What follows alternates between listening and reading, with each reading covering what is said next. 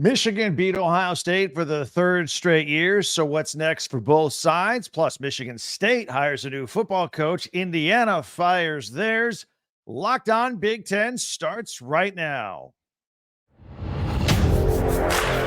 You are Locked On Big Ten, your daily podcast on the Big Ten Conference. Part of the Locked On Podcast Network, your team every day.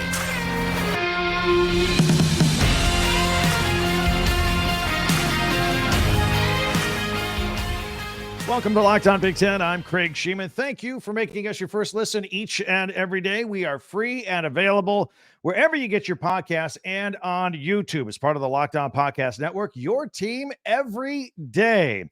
And we're brought to you by Game Time. Download the Game Time app, create an account, and use the code LOCKEDONCollege for $20 off your first purchase. Lots to get to today on this podcast. The game in Ann Arbor is in the books. Some more analysis in case you missed our live show on Saturday. We'll get into that as well. Coaching changes in East Lansing and in Bloomington. And we'll have our Big Ten Top 10 at the end of the show. You want to stick around for that. I almost had to expand it. It was that great of a weekend of college football. Hey, be sure to subscribe and follow Locked On Big Ten for free wherever you get your podcast. That way you'll get the latest episode of this podcast as soon as it becomes available each and every day. All right. Congratulations, Michigan, and our condolences to Ohio State. Despite winning the game, Michigan has bigger fish to fry moving on, and they get Jim Harbaugh back on the sidelines after going 6-0 without him. For most of that, of course, Sherrone Moore. Congratulations to him. Meanwhile, Ohio State, they're going to a bowl game, but like last year, they're going to play the waiting game here, see if things happen ahead of them in the rankings, and maybe they can sneak back in. I don't think they will. It's going to be hard to do. It's not impossible, though. So we'll keep an eye on those rankings when they come out each and every week. Meanwhile, let's talk about some final thoughts from that weekend game between Ohio State and Michigan. Of course, Kyle McCord started the day early on with an early interception that eventually led to a Blake Corum touchdown and a 7-0 lead for Michigan. And the game pretty much ended when Kyle McCord threw another interception on his last pass of the game to seal the win for the Wolverines in this ball game. Lots of things to talk about, a lot of key points. I want to pick it up in the early second quarter. By the way, here's a picture for those watching on video of J.J. McCarthy. Made a beautiful pass play. And by the way, he could run just fine. There was an injury that he had been dealing with, I guess, since Penn State now. We thought it was before the Maryland game, but it was actually going back to Penn State when they ran the ball 32 straight times. He ran the ball effectively when he had to, made a beautiful pass play in the second quarter, split right between two defenders. Had either of them looked up a split second earlier, they could have picked it off. Some think they did pick it off, by the way. Threads the needle to Roman Wilson for his 11th touchdown of the season. By the time bodies landed on the ground, Denzel Burke of Ohio State did come away with it. And that went under a long review. The question was whether Roman Wilson was bobbling the ball across the goal line, and therefore maybe by ripping it away, it was indeed an interception. Ryan Day was hot through the entire timeout, talking to those officials, screaming at the officials. But the call on the field stood with 10:22 to go in the second quarter. Michigan was then up 14-3. And look, you got to feel for Ryan Day as well, unless you're a Michigan fan. But, I mean, the guy, he's under a ton of pressure. He knew going in there he couldn't lose a third straight time to Michigan. So he was pretty hot about that call in Ann Arbor not going his way. I said on Saturday, I thought Roman Wilson brought the ball up against his shoulder pad for a split second as he crossed the goal line. That's all it takes. Cross the goal line with control, and it's a touchdown. But nevertheless, that's what I thought in live time watching that game. A lot of you from Ohio State certainly disagree with me. We go to the second half. Michigan gets another field goal early on. They're up 17-10. But Ohio State, they played the Michigan game a little bit. They ran the ball 8 straight times. Travion Henderson, he was banged up. He retaped up an ankle. Valiant effort by him. I think he's a great running back. And I think he's the most important piece of the Ohio State football team. He played hurt in that game. But they get on the scoreboard. They tie the game 17-17 at that point. after a nice 12-play drive, again, mostly on the ground. But here's where the game pivoted. Again, another scramble by J.J. McCarthy, some passing, some running, and then Zach Zinter, their right guard, their senior right guard, he snaps his leg. He goes down, both the fibula and the tibia, both broken on his left leg. In fact, he underwent surgery Saturday night to repair it. They say it's a best case out of a worst case scenario. You don't want to tear up ligaments. He didn't. I guess it was a clean break or whatever. Anyway, they say of all the bad things that could happen, and it was bad. This would be on the upper end, best case scenario for him in his future. But right after that, as the whole stadium is quiet, the next play, boom, Blake Corum, 22-yard run left side for a touchdown. 24-17 Michigan at that point, capping off another 7-play, 75-yard drive. So I thought those were the kind of the keys to that game that they pivoted on.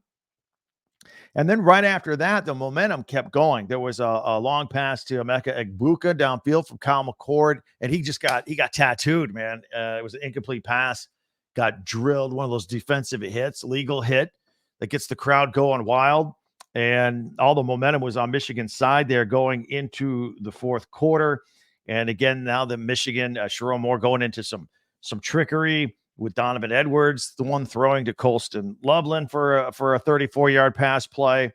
Then fourth down, the drive does stall. They ended up getting a field goal, but they go up by 2 scores at that point, 27-17, 2-score lead with just under 12 minutes to go.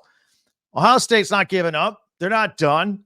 They first of all, the next kick, the kickoff goes out of bounds, just a silly, rare mistake. So Ohio State starts at the 35.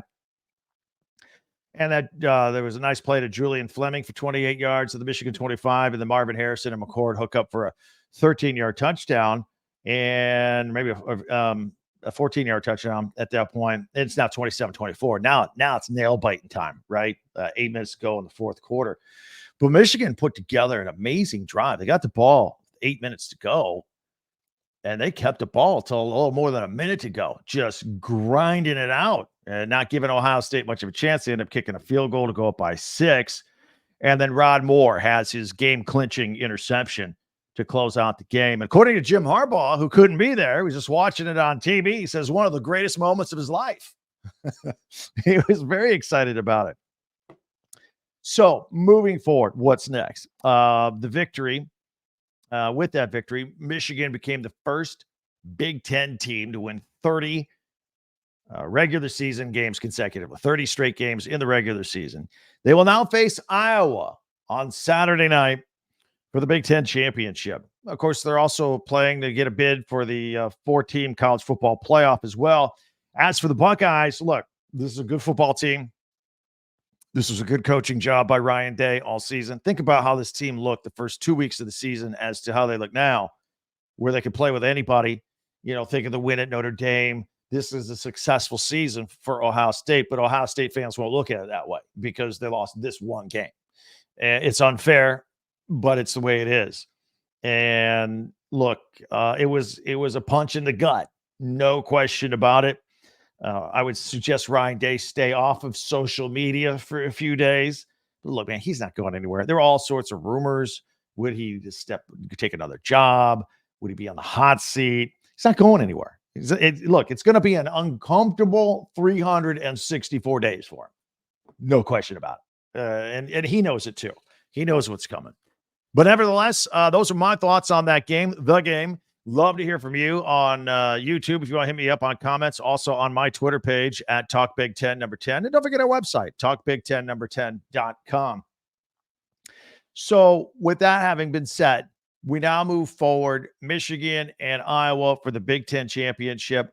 Iowa beat Nebraska in typical Iowa fashion. Seems like I say that every week. They won 13-10.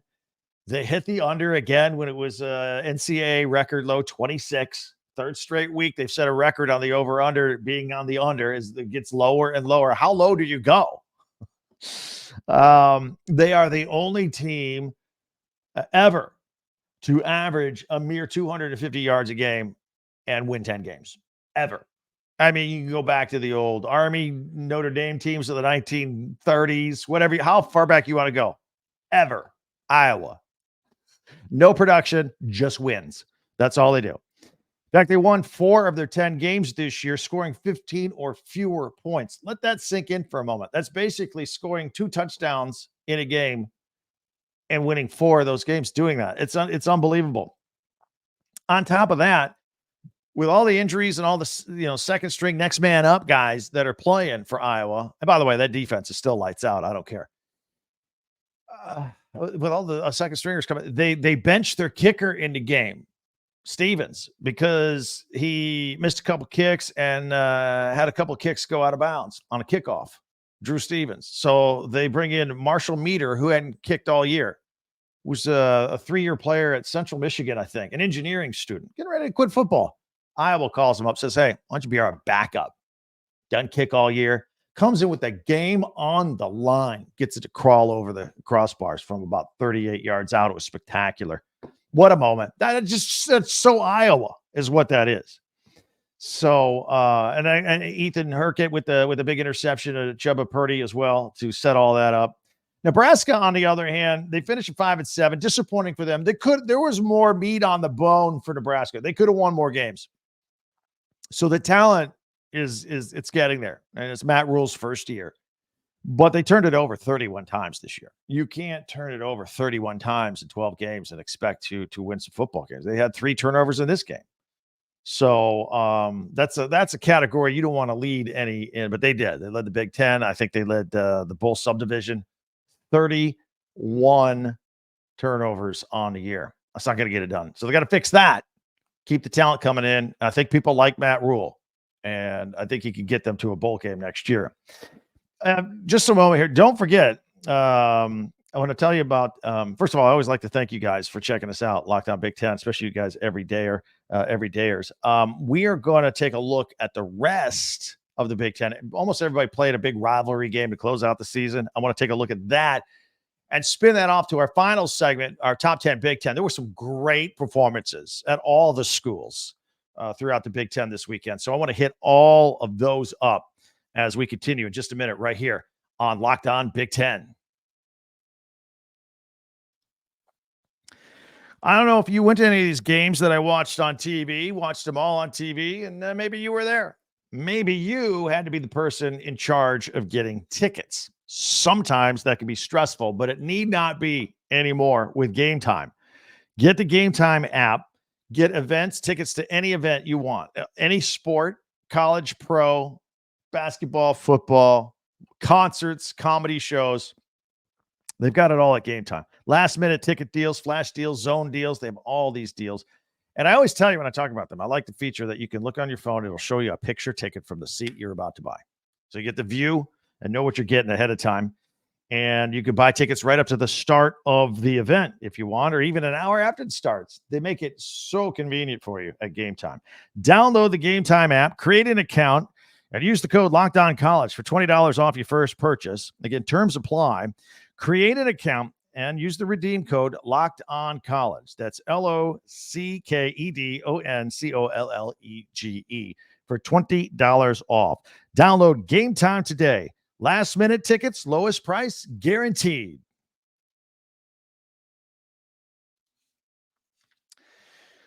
Again, thanks for making Locked On Big Ten your first listen each and every day. You everydayers out there, we really appreciate you. Meanwhile, if you guys haven't, subscribe down below. And hey, if you're listening on audio podcast, wherever you get that, feel free to share, follow, and like Locked On Big Ten. But also, I've noticed we have thousands and thousands of listeners on the audio version that on average listen to X amount of times. Maybe you listen 3 times a week, 3 times a month, whatever. Love to have you every day. You make it, I ask you, make a little extra effort, listen an extra time or 2 a day. I think that would be really awesome to help this network grow on audio. And of course, on video, grow in leaps and bounds too. People are subscribing all the time on YouTube. So thank you for doing that. And if you haven't, please do it. Please feel free. Locked On Big Ten, your team every day. All right. So Penn State on Friday beat Michigan State 42-0. A lot of comments about this here. I want to talk about this for a moment. First of all, the Spartans over the weekend They hired Oregon State football coach Jonathan Smith to replace Mel Tucker permanently. Harlan Barnett, who had been the interim head coach all season, he is keeping him on the staff. He will remain. So they like him there. And apparently Jonathan Smith likes him too. So he's going to be there. I'm going to have more thoughts on this on tomorrow's podcast. Going to dedicate a whole block to it and talk about this hire. I think this is mutually a good hire. So we'll do a deep dive on that right here on Locked On Big Ten. Meanwhile, and by the way, he led Oregon to an 8-4 record this year under very difficult circumstances. He'll be the 26th head coach in Spartans history. James Franklin on the other side for Penn State has a few wrinkles to iron out. He's 10-2 again. Most schools in the country would love to be 10-2. Say that all the time. The two losses, again, are to Ohio State and Michigan. He's got to beat those two to get to the next level, and he knows it. He says he embraces the expectations of Penn State. He's not cowering away from it. He just hasn't been successful in doing it for 2 years. They will get a New Year's Six bowl bid, there's no doubt, but they want more.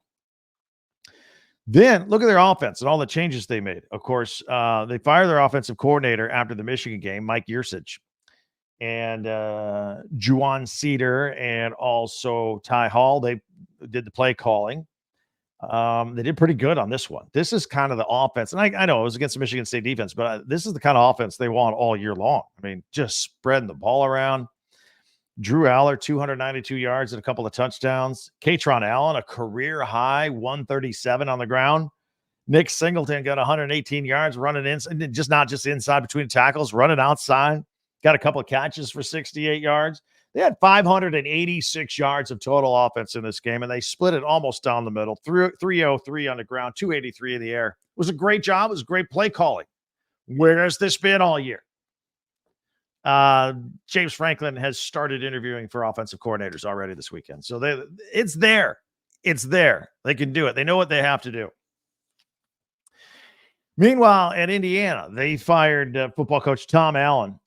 They paid him the third highest buyout in college football history. It was scheduled to be $20.8 million. I think they negotiated it to pay him more up front, 2 consecutive years of $7.75 million each. So it's a little bit less, but he gets more of it sooner. So I negotiated that from what I read. Been there for 7 years with the Hoosiers, had winning seasons in 2019 and 2020. And the Hoosiers finished 3-9 this year. They lost the final 3 games by a total of 10 points. I think if he had been able to pull the airplane out of that dive and got those close wins, I think he would have survived another year. But he finishes 33-49. Everybody loves Tom Allen in Bloomington. Good guy. He loves the program. But at the end, not enough W's, and they got to move on. Going to be real interesting to see where Scott Dolan goes as the next head coach of the Indiana Hoosiers. By the way, they lost to Purdue 35-31, the 98th Old Oaken Bucket game. Hudson Card in that game threw 3 touchdown passes, matching his career high. Scored on a 10-yard run with 2:39 to go as well to take the lead in that game, and the Boilers keep the bucket for the 3rd straight year. Another player to watch, and I always mention this guy, Purdue defensive back Dylan Thieneman. I guarantee he's going to win freshman of the week again. If he does, that'll be 5 times out of 12 games. He had 2 more interceptions, giving him 6 for the season. That's set a school record for freshman interceptions at Purdue. So, yeah, I definitely look for him. We'll mention him later in the week. I'm sure he's going to get freshman of the week. Northwestern, congratulations. If I would have told you in the summertime when we previewed Northwestern and their upcoming season with the hazing scandal and the coaching change, coming off a 1-win season last year, if I would have told you they're going to win 7 games and go to a bowl, what would you have said? You would have quit watching this podcast, right? This guy doesn't know what he's talking about. 7-5. They hold on to beat Illinois 45-43. Illinois a disappointing 5-7 this year. Wildcats scored 24 points off turnovers, and they take the Land of Lincoln Trophy there. Illinois failed on a late 2-point conversion. They thought there was the defensive pass interference call was waved off because the ball was tipped. Brett Bielema said, okay, tip or no tip, that should have been at least a defensive holding. He was pretty hot about it. They don't get the 2-point conversion. Northwestern hangs on to win. Wisconsin gets the Paul Bunyan axe. They beat Minnesota 28-14 to improve to 7-5. A nice improvement over the end of the year, and that's because they got Braylon Allen back into the lineup. The dude is amazing at running back. season high 165 yards and 2 touchdowns. And that's, despite the fact that Minnesota now finishes 5-7, they didn't get their bowl eligible 6th win. That in itself is disappointing, but they will grab a final bowl spot due to a shortage of 6-win teams to fill out the slate of bowl games. They're the next man up because they have the most impressive academic record of all the 5-7 schools with the academic progress rate. So there, academics matter, gets Minnesota a bowl game. And finally, Maryland, they close out the regular season against Rutgers with a 42-24 win. Vegas and FanDuel, everybody had this a 1-point game. Maryland by 1, and they won 42-24. Easy breezy. They finished at 7-5. Remember, they started out 5-0. Rutgers finishes at 6-6 with 4 straight losses. Not a great finish for them. Talia Tagovailoa passed for 361 yards. He, along the way, set the Big Ten record for passing, total yardage during a career. 10 different receivers he hit in this game. And he produced Curtis Painter for the all-time conference mark. Finished with 11,256 yards. And Terps running back Kyle Monangai also topped 1,000 yards for the season. So a lot of marks in this game to talk about. In fact, maybe some of these will be in our next segment when we talk about our Big Ten top 10. So you want to hang around for that. Also want to let you know that Locked On has launched the first ever national sports 24/7 streaming channel on YouTube. Locked On Sports Today is here for you 24/7, covering the top sports stories of the day with the local experts of Locked On, plus our national shows covering every single league. This show appears on there as well. Go to Locked On Sports Today on YouTube and subscribe to the first ever national sports 24/7 streaming channel. All right, we got that Big Ten top 10 from the final week of the regular season in just 1 minute right here on Locked On Big Ten.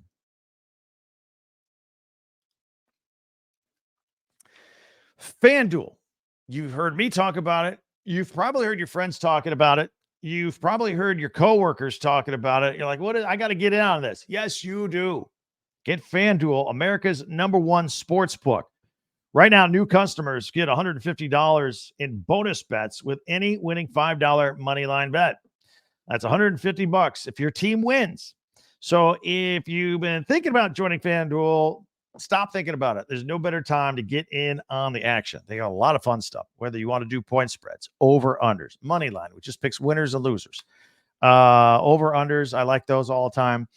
But in fact, Monday Night Football this week, you got Bears-Vikings. Vikings -3 at home. Vikings never lose to the Bears. Take them.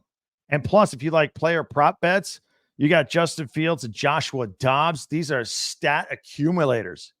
Look over them. A bunch of different prop bets to pick. Check it out. So visit FanDuel.com/lockedon and kick off the rest of the NFL season for you. FanDuel, official partner of the NFL. All right, let's get into this a little bit here and take a look at our Big Ten top 10. I always like to point out my top 10 observations of the week in the Big Ten. Let's see if any of mine match yours.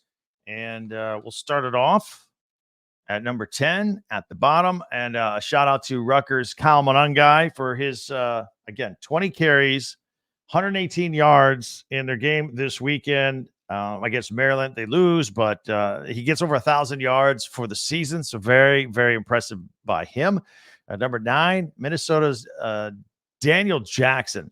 Been telling you about Daniel Jackson all season long. Been very, very impressive. Highlight film catches. Really good receiver there for the Golden Gophers. And number 8, Northwestern's Cam Johnson. 7 catches, 124 yards, and a touchdown this weekend. At number 7, we got Penn State's Katron Allen, a career-high 137 yards against Michigan State on Friday. At number 6, Purdue's Dillian Thieneman. We talked about him. He is the freshman DB, 2 interceptions, 6 for the season. Great start to his career. Let's throw in an honorable mention for the Boilermakers, Hudson Card, the Texas transfer quarterback, 3 touchdowns through the air versus Indiana. I believe I said just a moment ago, he also ran for another one in that game. In fact, it was the one that gave them the lead. Wisconsin's Braylon Allen at number 5. Again, missing a few games earlier due to injury. He's been so important. He's been strong as heck coming back. 26 carries, 165 yards, and 2 touchdowns this weekend. Let's go to number 4, Illinois and Casey Washington in a loss to Northwestern. 9 catches, 218 yards, 3 touchdowns. That's right, 218 yards. Meanwhile, Iowa's Marshall Meter, the backup kicker, never kicked for Iowa until the game winner at the Horn this weekend. How about that? And let's give a shout out to the team defense, only giving up 10 points to Nebraska this weekend as well. And that's why they're going to the Big Ten championship.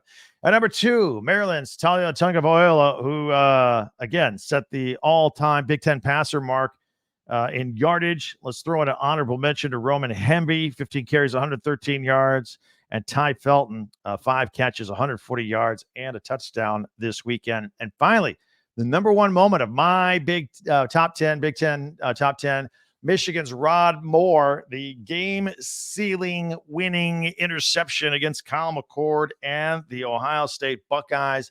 That's a look at our top 10. We'd love your comments on that. Hit me up at Twitter, at Talk Big Ten, number 10. Hit me up at the website, talkbig10, 10.com, or on YouTube as well. We would appreciate all that. All right. So let me know what you think. Love to hear from you. Tomorrow, again, we'll get more into the Michigan State hire of Jonathan Smith, and maybe take a peek at what Indiana might do to replace Tom Allen. Before you go, please hit subscribe real quick. You're good to go. It's free. And then you're in our club here, man. Big Ten Club. Tell people about us. I know you know people that like Big Ten stuff or are graduates of the Big Ten or grew up in a Big Ten family. Let them know about our website and our podcast, everything that we're doing here on Locked On Big Ten. Whether you subscribe on YouTube, you can also find this on your favorite podcast app and get the latest of these episodes as they come out each and every day, first thing in the morning. Locked On Big Ten. As soon as they become available, you got them, audio or video. One other reminder: Locked On has again launched the first ever national sports 24/7 streaming channel on YouTube. Locked On Sports Today. Look for that and subscribe there as well. In the meantime, thank you for checking us out to start off the post-Thanksgiving holiday week. Back to the grind, right? And, of course, we got a Big Ten championship to play for on Saturday. We'll lead up to all that with our podcast each and every day. Thanks for checking us out. I'm Craig Shemon right here on Locked On Big Ten.